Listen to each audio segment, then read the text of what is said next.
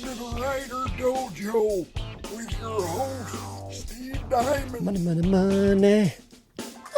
Money.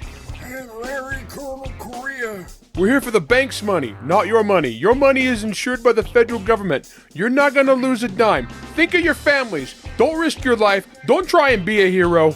Today's episode, money. All right, everybody. Welcome to the Writer Dojo. I apologize that you had to listen to me sing. And my bad De Niro. In Larry's bad De Niro. All right. So in our last episode, we were asking, we were talking about the kind of the creative side to what to do after you've published your first stories, making a jump into being a professional. Yeah, that sticky part that in so many careers, so many aspiring careers, where you go from new guy to working pro. Right. A lot of people don't make that jump. Now, in the Writer Dojo thread of awesomeness on Facebook, in our Facebook group that you can join, one of the overwhelmingly requested topics was finances. Talking about money, basically. Right? Yeah. Money, legalities, contracts. And we're going to do LLCs, it in context yada, yada. of what we started last time about making that jump. Yeah. Okay. So you've sold your first novel, say, Larry, or your first short story. At that point in time, what are some of the first things that we are doing and considering from a financial point of view, Larry? Okay, so first off, how much money are we talking about? Because that's the thing you need to keep in mind is there's a lot of different ways to come into this business. Now, you might blow up huge right out the gate and get a whole bunch of money, which, I mean, rare, but it does happen once in a while. Somebody have a whole bunch of money coming in, or they'll, have the bidding war for their first novel. That happens like winning the lottery kind of thing. But for most of us, it's going to be small amounts start to come in. Usually start getting some sales. If you're independent, you start getting that quarterly, or you sell some short stories. So we're talking, you get $300, $500, or maybe you sell your first book and you get an advance from a traditional publisher. 3 to 5K. 3,000, 5,000, 7,000, 10,000, something like that. Larry, Okay. But I sold my first short stories. When should I start worrying about taxes? The one that I love is when like, hey, I've been doing this for like 7 years. At what point do I need to start paying taxes? And it's like, ugh. Okay, guys, right off the bat, any of this income is taxable. Yes. It's all taxable. Yep. When you have income come in from other sources than your job, it's taxable too. Because most people aren't accountants or they're not entrepreneurs.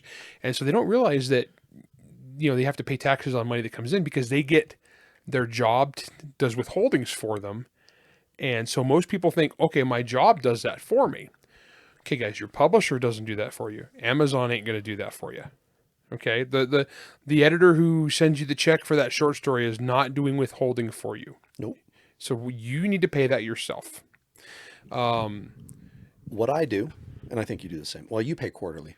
So it's the tracking of this is actually, it's more reliable for you. For me, because I'm not paying quarterlies at this moment, after this year, but anytime I get anything that is 1099 income, which means income that is not subject to employees withholding for you, and you're not withholding any taxes and remitting it directly to the government on a paycheck by paycheck basis. Okay. 1099. You're an independent contractor. Authors, you are independent contractors. Okay. Anytime I get a check, I set aside a percentage of it into an account in my bank account, a separate side account that's for taxes. I just shove money in there. On that note, I shove in 30 to 40%. yeah, I was going to say whatever percentage you think it is, make it higher. Mm-hmm. Because a lot of people, once again, don't realize that their employer withholding has what's called employee match. Yeah. Medicare and Social Security. That's for your Social Security and Medicare. You think it's taking out a certain percentage of your paycheck. Yeah. Actually, your employer is matching that, so it's double what you think it is. Yeah. So, Steve, you're stashing 40%. Yeah, 30 to 40. So it depends, right? When you're a really young author, Think of it this way. Okay. How much money do you make at your day job? Whatever your day job is. If you're making, say, $50,000 a year at your day job, your effective tax rate with the government is, say, 20% or whatever it is for the we're talking about United States. If you're a foreign listener, sorry, I got no clue for you. I can't help you. I'm just assuming that your tax rates are pretty high. U.S. based at the federal level, we have a progressive tax scale in the United States. Progressive. Not in that way, unfortunately. Well, actually, in both ways. Well, yeah, I guess it is. So the less money you make, the less percentage of your paycheck is paid in taxes. Okay. And then as you ramp up, it basically caps out at 39.5%. Well, don't forget your state. And then you have your state taxes. In Utah, where we're at, it's a flat 5%. California, I think it's freaking 9 or 13 or something weird like that. Varies state to state. I'm not going to tell you what your state tax rate is. It varies. Okay. But in general, the more money you make, the more taxes the higher as a percentage you're percentage on a stash. you pay.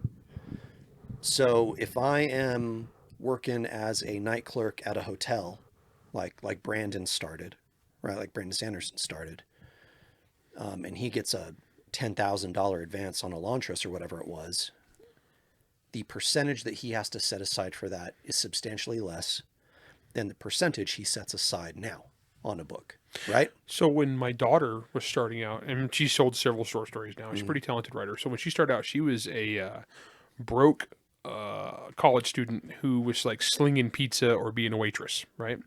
So she is getting it all back no matter what. I mean, she makes so little money that she was getting, so it wasn't a big deal. Like so she still put that on her taxes. She get $500 here, $500 there for short stories. Yeah. She puts her on taxes. Now she's in her first IT professional job where she's making actual real grown up She money. jumped like 8 tax brackets. Yeah, overnight. She did, because it was her first real, honest to Exactly. goodness. She was done with college, got her first real job. Yeah.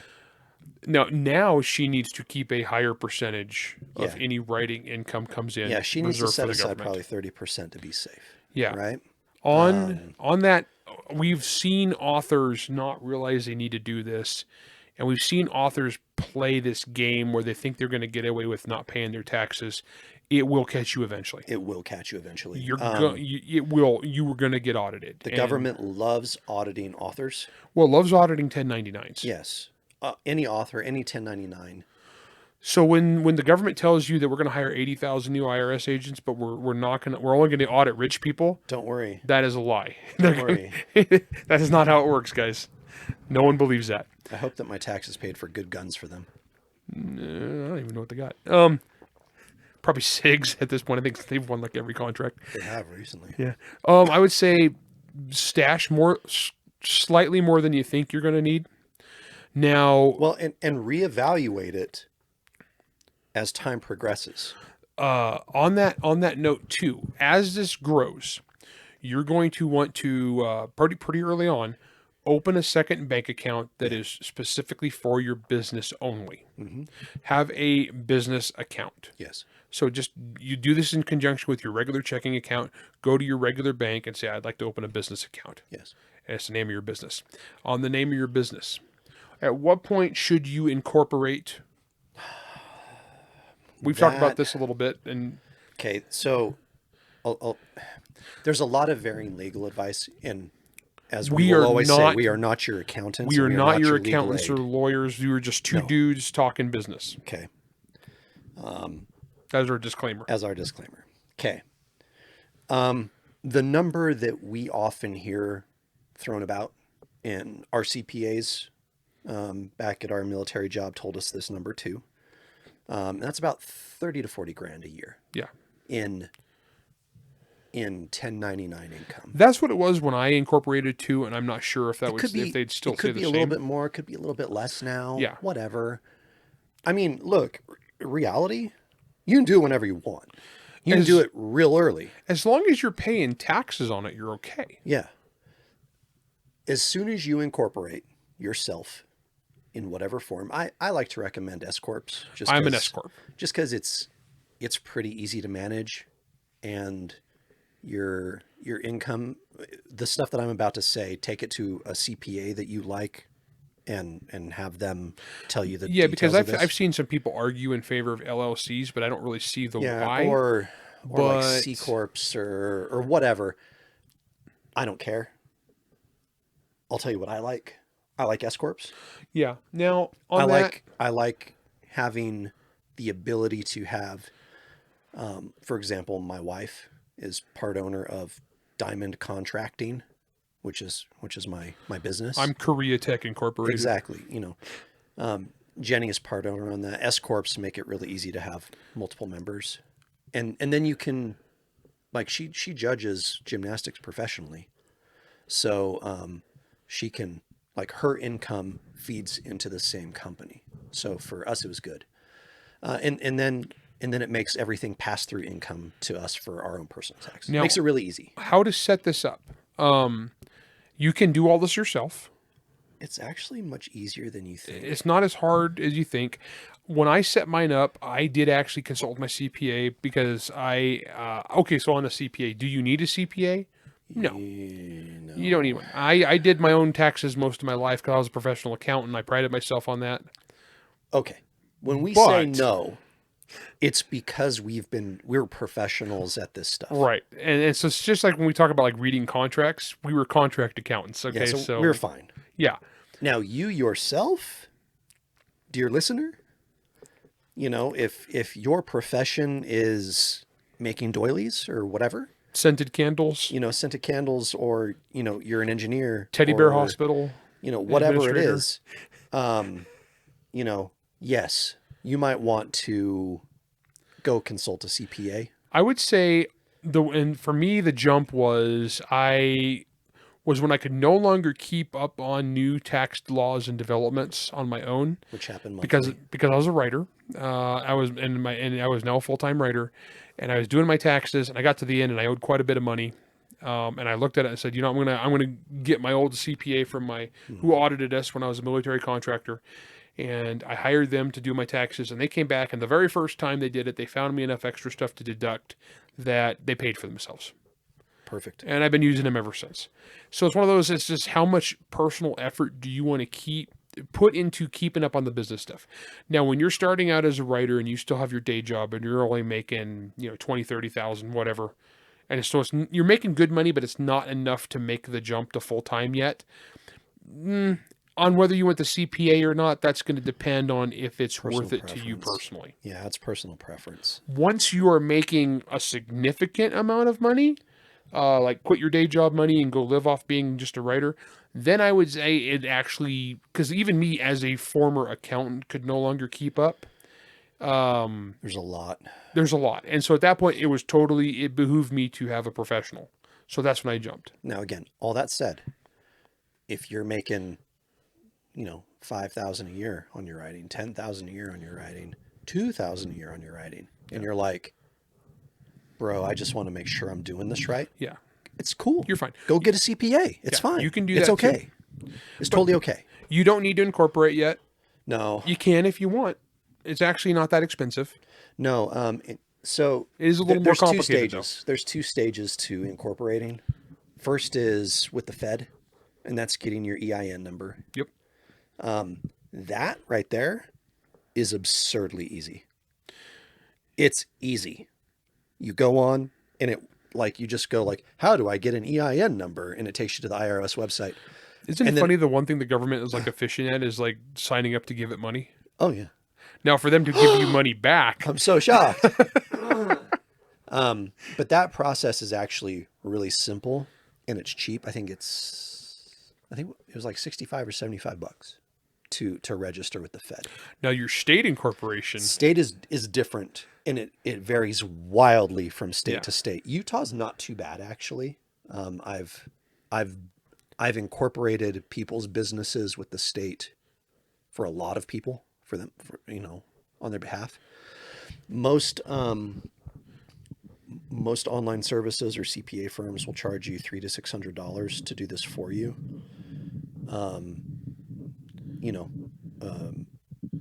I basically do it for the cost of the registration for myself. Other thing on this, now once you incorporate, you absolutely have to have the separate business account, Yeah. because at that point you can no longer commingle. Mhm. And when I say commingle, that's mingling your funds from like your day job with your business, Yes. and your personal expenses with your business expenses. That's a big no-no. Yep. So at that point, I honestly say get the business account sooner rather than later. It just makes things easier. It to makes things a track. lot easier, because then you got a separate bank statement.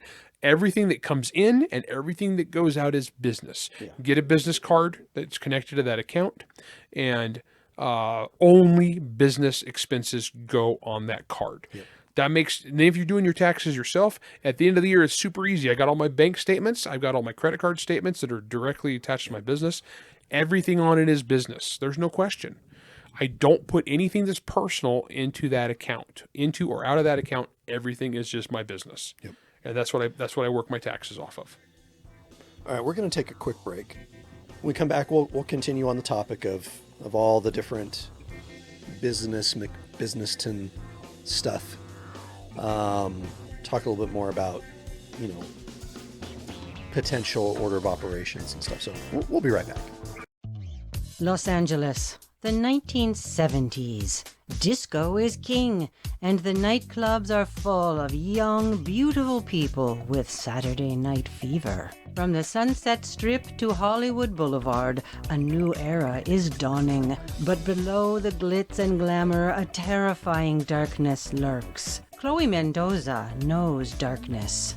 She is a Nahuali, a half-demon created by the gods of Central and South America, a child of the Court of Feathers, a group of demigods who ruled Mesoamerica with a bloody fist before the arrival of the Spanish. Now, she is a member of Monster Hunter International's newest team. Business is booming in the City of Angels, but soon Chloe gets a message from the Court of Feathers, warning her of a mysterious dark master who is building up its power in the region.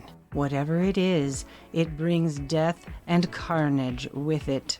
Time to Boogie.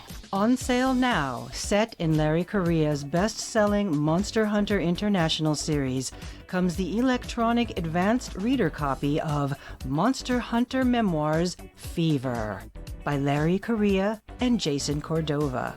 Exclusively from Baen Books. All right, everybody, welcome back. Okay. You start out, Larry. You decide one way or the other how early you want to incorporate yourself. Keep in mind, again, as soon as you incorporate, that means that taxes have to be filed on behalf of that incorporated entity. Okay?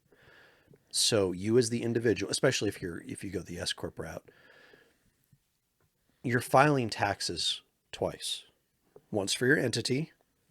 This is really important. Company taxes are due on March 15th every year, not April 15th every year. They are due a month earlier. That's important because Uncle Sam hates it when you pay your taxes late. Now you can file an extension for that. Sure, and that'll go till September 15th Yeah, typically. but that you have to actually do that. Mm-hmm. And you can't do it the day before. You generally need to file that extension like early in the process. I've never tried it that close, so I'm not I'm not sure what the cutoff is, but yeah. Yeah. So, and there's a reason for that. Okay. In S corps, which is one of the varying ways in which you can set up your company, and when you set up your company, if you want to become an S corp, you have to file that form and application with the government basically the same time you set up your company. You can't do it like 2 years later. That's a big common mistake people make when they want to do the whole S corp thing. Which is why when you have a CPA firm or whoever or one of these online places do it for you, they just do all that for you all at once and you never see it. That's one of the perks. Yeah, that's the perk. Yeah. Now, that money, especially if you go S Corp, the company is not taxed. Whatever the profit is for the company for the year, that money is passed down to the owners of the company. Yeah, it flows through to the owner. It's called pass-through income. Okay. And it's called a Schedule K. Okay. I keep saying that word. I'm just like, K. So awkward pause. So, it's almost like I'm comparing the government to something. So anyway, I'm not even saying nothing, man. You're the subversive one tonight. oh my gosh, it has been such a crazy several weeks, Larry, that I have. See, this I am because much more subversive than usual. you have to deal with more government paperwork than I do now. So I'm like, I'm just- like, whatever. I'm chill. I'm just angry all day. I'm like the whole. This is why I have the CPA. I'm dead serious. It was worth it for them to get me extra deductions that I wouldn't have thought of, and I don't have to do this crap. Yeah. I give them my information. Here's my spreadsheet. Here's all my deduction. Here's all my expenses. Here's all my stuff. And they go, here's your packet. Sign it. Yep. And they file it for you. Yeah, it's beautiful. Yeah. Totally worth it. So, as a company, you file your taxes or whatever by March 15th. That generates a form that you as the individual take for yourselves and you use on your personal taxes, which are due April 15th-ish every year. Depends on what day of the week. All that's really important. Okay, those dates are important. Yes, you can file extensions, but just freaking get it out of the way. Because the later on in the year you get, the more likely you are to forget about it and then get into tax trouble. Let's talk about deductions. Yeah. There's a lot of misconceptions on this too. A lot of people have this belief that you can deduct everything for business. No, that's not the case. But you can deduct much more than I think a lot of people realize. You can deduct a lot. You can deduct anything that is necessary for the conduct of your business. And that is actually really nice. Now, they did raise the standard deduction not too long ago, a couple for of years. individual and for family, yes. Which now it is, you pretty much need to be actually engaging in active business to have enough deductions to be better than the standard deduction. Yeah, to itemize is what it's called. To be itemized. Now, it used to not be the case. It's a lot now. Yeah, it's actually, I still beat it, but that's because I do a lot of business stuff. Well, as a professional author, so much more of your day-to-day activities when it comes to expenditures are related to your company business. Okay, so one of the things you guys are going to need to do, if you are traveling around, let's say you do a book tour in your own vehicle, you will keep a log of your mileage. Yeah. And that is deductible. And that's actually a pretty significant amount. Yeah. So you can't deduct gas and mileage, but you can deduct the one or the mileage. other. One or the other. Now, hotels, flights, yeah, parking. If you take an Uber, yes, this adds all up. that, Everything. If you travel for business, if you're traveling specifically for business and it's business travel, that is all deductible. Mm-hmm. Like, so if I fly somewhere for an event, that I'm deducting that whole dang thing. You went to MarsCon, right? Yeah. And so if you'd have paid for your own flight. Yeah, I mean, I'm at the point where they pay for that or I pay and they reimburse me. Well, yeah. So in the case they write that off. If you get reimbursed for something, then that does not count as an expense. You cannot deduct it and then cash the check. Right. Because that would be bad. Then if you get audited, they will say no, and they will slap you for that. Yeah. A lot of authors are like, I've seen some crazy things deducted, but there is an old saying in accounting: pigs get fat, hogs get slaughtered. Yes. Okay. So don't be like, I needed to remodel my kitchen for my writing career, and I needed all new cabinetry and a new stove in my house. That is going to be, unless you're writing books about cooking, and unless you write cookbooks. I mean, if you were, okay, deductions are very contextual. And arguable. Very arguable. That is the thing that gets argued about the most. So, yeah, I mean, look, if you're writing, if you're like freaking like Guy Fieri, and you remodel your kitchen, he's deducting that 100%. Oh, absolutely. 100%. And he Oh, should. Yeah, and he should. Me. Okay. I don't actually buy that many books anymore, which is weird for me to even say out loud. When I do, I buy limited edition books, like the ones I produce. That last part is key. I produce limited editions. You produce a competitor product and you are doing market research whenever you buy one of those. Well, and the reality is I'm not even using that as an excuse. Like the other day when you were over at my house, and this is before it got made public that I was doing the MHI 15th anniversary. I pulled a book off my shelf. It's actually, I'm pointing, it's that one on the top that's sideways. That's Gone pretty. South by Robert McCammon. Yeah. I just gotten that book in the mail, and I pulled it out and I was showing you the slipcase. I'm like, see, check this out. This is what I'm gonna do. And I was showing you like the window cut out and all this stuff. And like that stuff right there, that's important. Like that's actual research for me. And there's not an auditor out there that can disprove that. Yeah. If you do writing type things that are for research or marketing, that's justifiable. Yep. Be careful on the research though, when you be like, I need a new car and I'm going to give my character, an Audi S7. that might be pretty hard. I need a new gun. No, I actually, here's the thing on guns. I know. People ask me, like, Larry, do you deduct your guns as research? Usually, no. In fact, I only have put guns as business expenses a couple times, but each time I have done a gun as a business expense, I can demonstrate absolutely beyond any doubt whatsoever that was actually specifically for a book, and it was directly research for a book. Yeah, and I can document it and prove it. If you read some of my books, there's if I start pointing out a very, very specific gun in the book, I can almost guarantee you I just bought that gun. I know. So like I did a Gen 12 it's an Abomination 2. Yeah. And so, but that one's very specific. It's like, and I can demonstrate for the last 8 books that this has been a main character. Yeah. And this is the next generation. Yeah. So I can demonstrate that. Yeah. Now, like any other thing I do, no, that's just me. That's me buying stuff for fun because I enjoy it. I would be an idiot to try to deduct that because the auditor would be like, where's your research or where, no. And so don't be a hog. Yeah. Don't be a dork.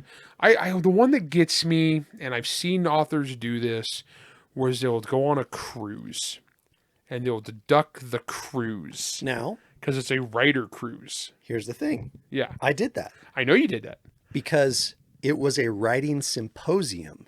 The cruise was a writing symposium. Yeah. Now, here's what I did not deduct. I did not deduct any of my shore excursions with my wife. Yeah, that would be, yeah. But did I deduct the actual cruise? I did. As long as it's a writing symposium cruise. It was a writing symposium cruise. Now, there's been several times when I've gone on trips with my wife.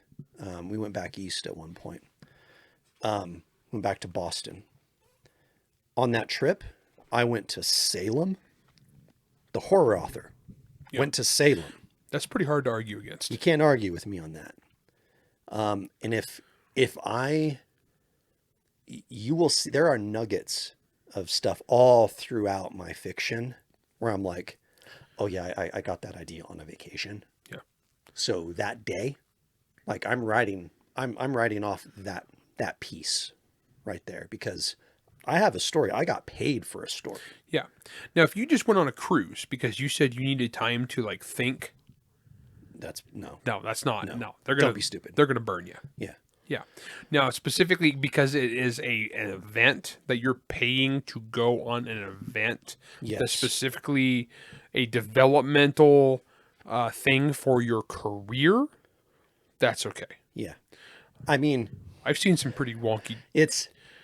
I've seen some guys tell me it's like some certain trips they've taken and been for. I'm like, good luck with that, dude. Good luck. You are rolling the dice on that, buddy. Yeah. Yeah. I mean, but look, if you go to a convention, a writing convention, like, okay, say you If decided. you travel to a town to do a book signing, Yes, definitely. even if you 100%. do other stuff while you're in town, you still traveled to that town to sign books. Right. So, I mean, obviously, and then let's say you went out and had fun for the rest of the day. That's fine. You still had to drive there or fly there, and you still stayed in a hotel that night. So, last November, It's going on the business card. yeah, last November, you, Cordova, and Butler, we had that rad signing over at the local gun store With the flamethrower. with the flamethrower. The world's biggest flamethrower. That thing that was was rad. ridiculous. I thought I was going to explode. You know, when I'm doing my taxes, maybe in that, you got to understand that I live like 3.5 miles away from that gun store. Yeah. I'm still going to jot that down. I'm going to deduct my mileage there. Oh, and for me, You know what I mean? That's For like- you, it's a while. It's like 45 minutes. It's like 25, 30 miles there or 25, 30 Yeah. miles back, whatever it is on my log. And I use, when I do my mileage log, I actually will keep a record of where I went, and then I will use Google Maps. for the Google proof. Maps. Yeah. And I will use the exact number from my house to that address. Yep. Keep proofs of everything. It's better to have it and not need it than need it and not have it. That's one reason I am a big proponent of get that separate account with that separate card. Yep. Because then you have documentation of every time you swipe that thing that you can fall back on. So in early 2023, that's when I officially incorporated, because I got laid off the November before in 2022. And then I realized I was going to have all sorts of 1099 income coming in. My wife had more 1099 income coming in. Advances on books, on stories, like everything was happening. It was a weird bunch. year. And so we went to the bank and we said, okay, business bank account, we need this name, yada, yada. And so now any checks that come in for businessy stuff, whether it's my wife's gymnastics judging, or it was me when I was consulting, or me during authory stuff, all of it hits there. All of it. And then there's a separate sub account within there where I throw all my tax income. Well, I take a piece of it out and I throw it over into the taxes. Yeah, see, I do it a little different because I pay quarterly. I just leave everything in there, but then I pay out, and then I actually, because I have enough coming in all the time that it's not really a big deal. That then I then your cash pay. flow's fine. Yeah, so then I pay taxes and then I pay myself. But we pay taxes on all the money we get for Writer Dojo. So like when I say that, I mean you guys that support us, 99 cents or $5 a month $10 or $10 a or month. you just send us a random amount through like PayPal or whatever. Which, guys, we really appreciate it. That goes to buy Steve's brisket. However, Steve does not get the brisket money until after we pay taxes on it. So we actually get that money for Writer Dojo because that is a business expense. We run it through Korea Tech. I get that money. I pay taxes on it, and then Steve gets his brisket money out of that afterwards. Well, and we offset that income based on any expenses that we incur during the year. Like so when we purchased the new purchased recording equipment. all this new recording equipment, the travel case for it, freaking batteries, like all of that. Okay, all of that is totally legit. We just bought a year of StreamYard because we're going to start doing that. Oh yeah, we've actually got some really cool interviews coming up, guys. Really cool guests. Really cool guests. Really cool guests. We're super freaking excited. One I'm trying to nail down right now that if we get though, it's going to be amazing. Yeah. Yeah. And he'll be on, and that guy will be on for more than one episode. Oh, as many as he wants. As many as he desires. But see, like all of that, that's all legitimate, like offsetting expenses versus the income. Right. You know what I mean? And so, yeah, when it comes to deductions, if it is something that is directly in the service of you producing your work, it's good. I've been very, very vocal for years and years and years publicly, and it's recorded in several places, several times, that I have to listen to music while I write. I have to. Otherwise, I'm hyper. So you put your Spotify. So I put my Spotify account on there. Okay. And there's Totally fine. Like, there's nothing wrong with that. But, you know, like I have this wall up here of all these vinyls I've been collecting. I don't deduct those. No, that'd be pushing it. Those are for fun. Yeah. But I am writing a book about giant robots. And so if I am buying a model for a very specific reason, because I need to look at how the leg armor is constructed, how the head armor is constructed, How it moves, how and it bends, moves, and all that stuff, I can justify that. Yeah, Right? that makes sense. So, you know, but I don't deduct video games. Yeah. Now You can now. You absolutely can. You totally could deduct Call of Duty now. you think so? Absolutely. Freaking lootly. Are you kidding me? You're writing progression fantasy with guns. See, that's like one of those. I'd be like, Oh, dude, I don't even think there's a question there. that's valid. Huh. 100%. I even think of that. I could 100%. deduct my first-person shooters. Probably not buying skins though. No, probably not. No, I mean the game itself. Yeah, I get what you mean. You absolutely. Now, I mean, that's a $70 game, so it's not going to mean much. But in terms of Right. I just did, but like to illustrate to you guys more the philosophy in play here. If it's questionable, be safe. You know, always be conservative when it comes to this err stuff. on the side of not offending the people that can destroy your life and shoot your dog and burn your house down. Yeah, and they hate you. Yeah. So bad. So err on the side of be good. Yeah. Yeah. We've talked a lot about taxes. But it's a setting big up deal. business, taxes, so on and so forth. I mean, we'll do another after like setting up corporations and taxes and things like that. Then the next most requested kind of businessy topic, there were two. One was contracts and one was estate planning. And so we will hit both of those in future episodes. Yeah, I think actually we could put those two together. Definitely for estate planning, we need to find a freaking lawyer.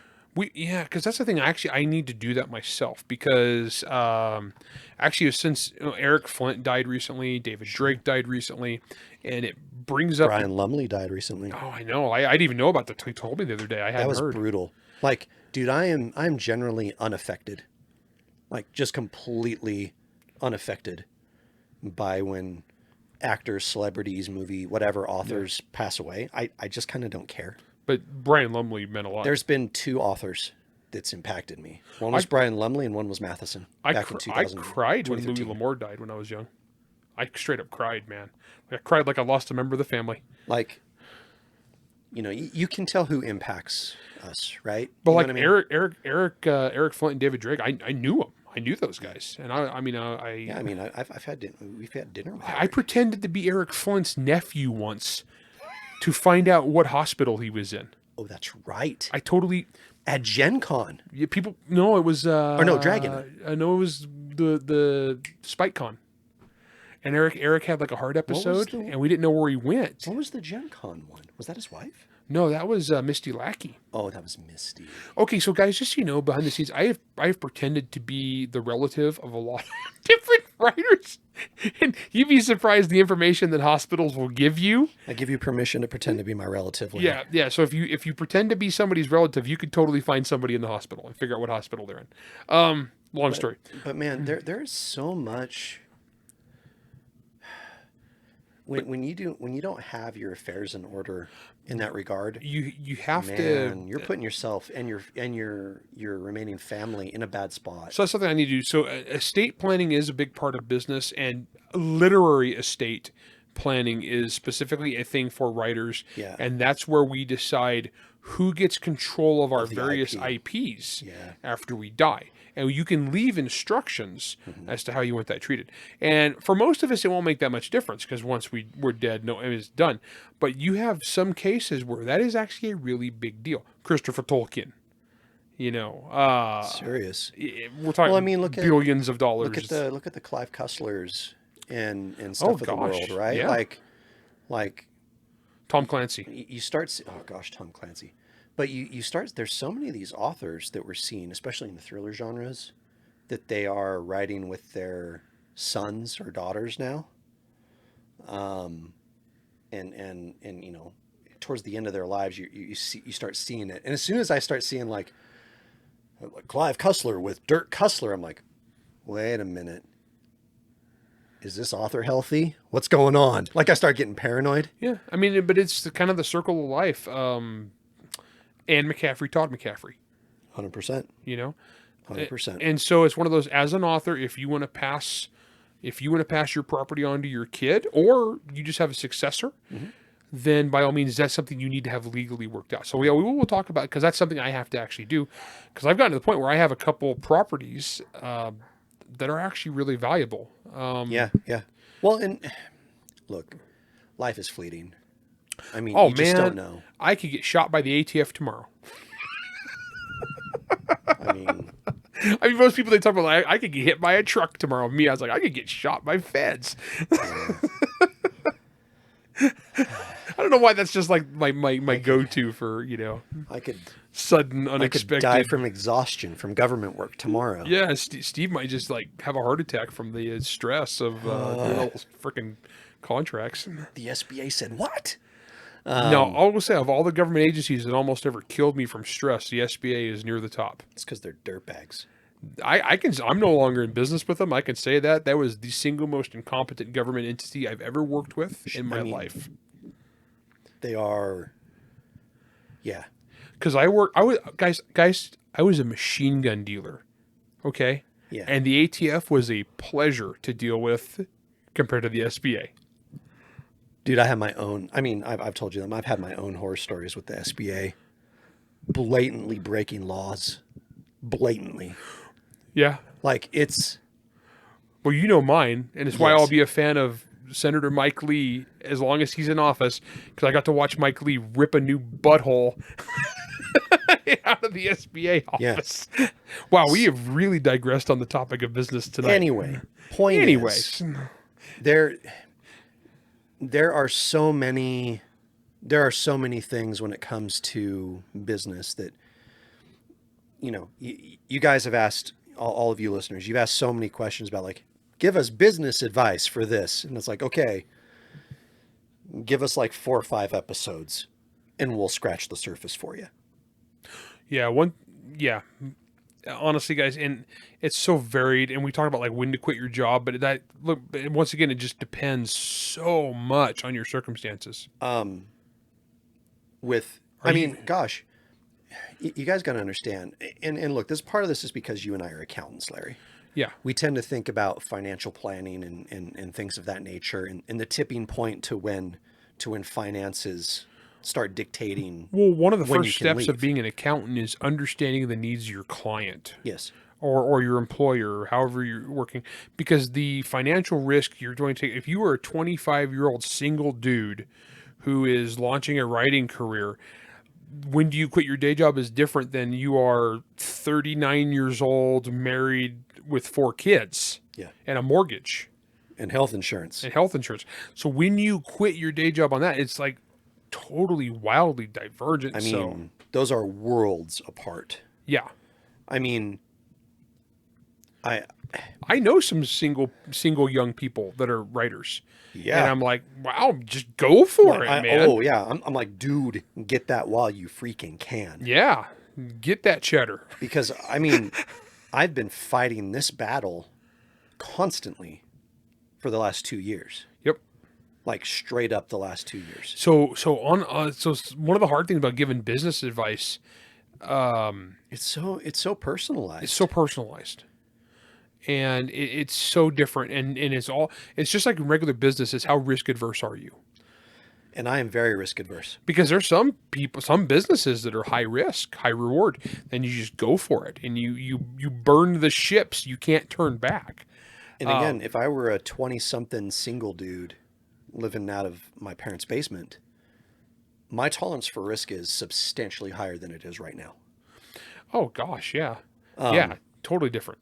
When I was in my early 20s, I volunteered, and this didn't go through, but I volunteered to go bodyguard freaking oil development dude in a third world country. And I was like, that sounds awesome. And then that contract fell through, but for a couple of days, and you know why they hired me? It's like, you're young and don't give a crap and you shoot really good. You want to come with us? And I'm like, yeah. And I was like 23 years old. It's like, this sounds great. Hey, Bridget, I'm going to Kazakhstan. And then it didn't happen, but it was just like, it's different. It's like a different perspective. So my last, call it my last year and a half. Okay. I went from hyper stable job that blew up overnight. It felt like. Oh, it did. It was very Game of Thrones. It was very Red Wedding. And then I end up laid off. I was fortunate in that I received a severance. And my wife worked, and the timing of her job, my wife's judging is very seasonal. It's in the very first beginning part of the year, like right now. And she makes really good money judging gymnastics. So the timing of it was perfect to where I could go through things. Well, then all of a sudden I'm like, hey, health insurance would be nice again. I should probably go do that. Get a job again. Well, now going into this year, my wife got promoted at her work, which is awesome. And then I got promoted at my work, which is awesome in one way, but challenging in another. Fine.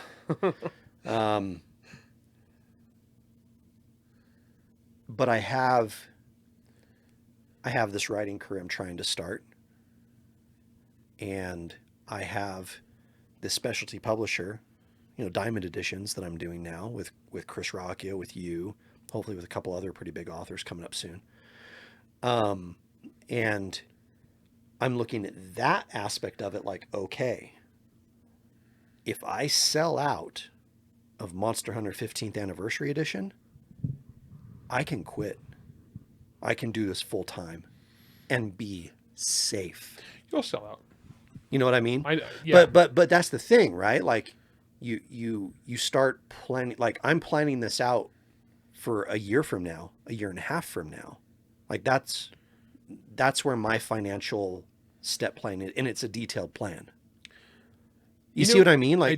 This is how I have to think of things because I am very risk adverse. You gotta be realistic, but you gotta be optimistic.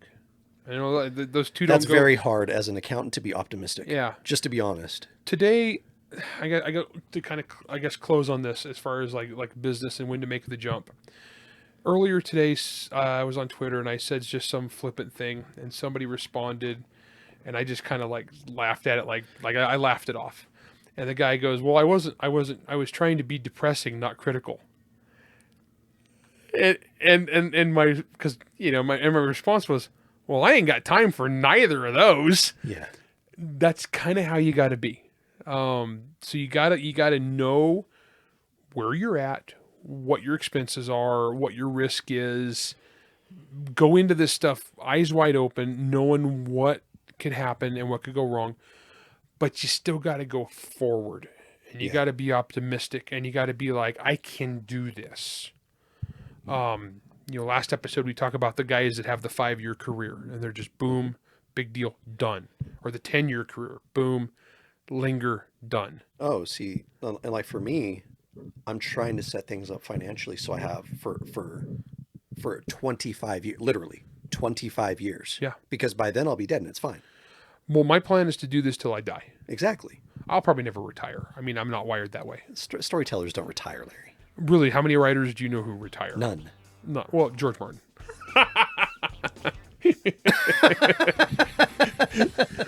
But yeah, no. So I mean, compulsive storytellers, I might slow down and just do 2 books a year. You know what I mean? Yeah. Like some lame-o. Yeah. Yeah. But yeah. So honestly, guys, the business thing, it's as variable as the creative thing. Yep. But you gotta be upbeat, and you gotta be realistic and move forward, taking stock of where you're at all time, and be honest with yourself. And it's a continuous process. Just because you did an evaluation 5 years ago doesn't mean that you're just like, I did it, I'm good. We talked earlier about this creative stagnant, All the but like time. talk about the reason I'm doing this new book in an entirely different way is because I'm trying to avoid just falling into the same old patterns. Mm-hmm. The market's evolving. The market's constantly evolving. So I'm doing something in an entirely different market. Well, here's the funny thing, and I think we'll talk about this more when we actually talk about how you're discovery writing I'm this book. discovery writing a book. The funny thing is, for Athon, I'm outlining my series for them. Yeah. It's so freaking dumb. What are we doing?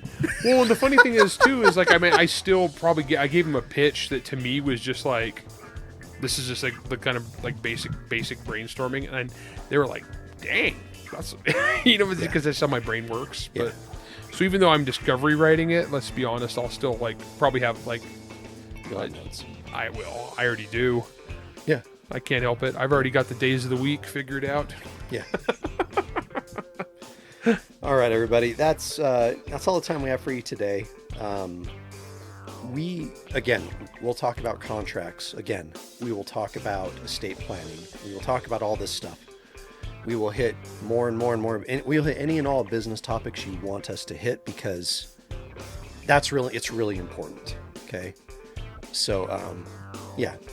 Again, if you're a supporter of ours, shoot us a question. Thank you so much for being our supporters. We love you guys. Shoot us the questions. We'll answer them first. And if you're not a supporter, how dare you? Become a supporter. So we can Brisket is expensive. so we can write that off on our taxes. That's right. This is the Writer Dojo. See you on the next one. Writer Dojo is Steve Diamond and Larry Correa. Produced by Jack Wilder and Bear and Hare Studios. Theme song, Word Mercenaries by Craig Nybo. New episodes come out every Wednesday wherever you stream your content. If you enjoyed this podcast, you can help support us by going to anchor.fm/WriterDojo, by leaving a 5-star rating and review, and by helping to spread the word. To advertise on the Writer Dojo, email ads@writerdojo.com. All questions and comments can be emailed to questions@writerdojo.com. Hey, Bridget, I'm going to Kazakhstan.